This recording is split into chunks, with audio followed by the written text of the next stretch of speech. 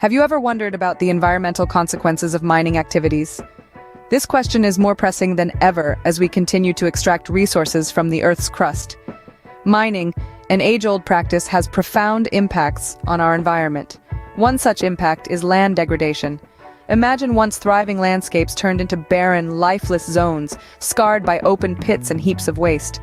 Further, mining often leads to habitat destruction. The lush green forests, home to countless species, are cleared away to make room for mines, disrupting biodiversity. Water pollution is another significant concern.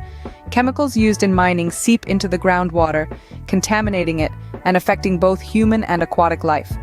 With these impacts, it becomes clear that effective mine closure and reclamation, the process of restoring mined lands to their former glory or repurposing them for new uses, is not just an option, it's a necessity.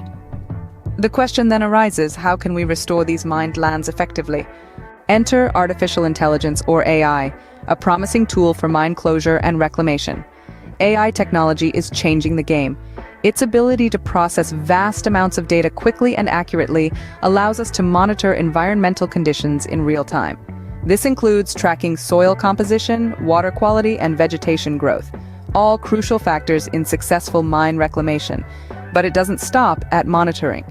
AI can also predict the outcomes of reclamation efforts. It does this by analyzing past and present data to forecast future scenarios. This predictive ability can help us make informed decisions about which reclamation strategies to employ, and let's not forget about optimization. AI can analyze numerous reclamation plans, identify the most effective strategies, and recommend the best course of action. This significantly reduces the time and resources spent on trial and error. AI has the potential to revolutionize the way we reclaim mined land. But how does this work in practice? Let's take a journey to the Golden State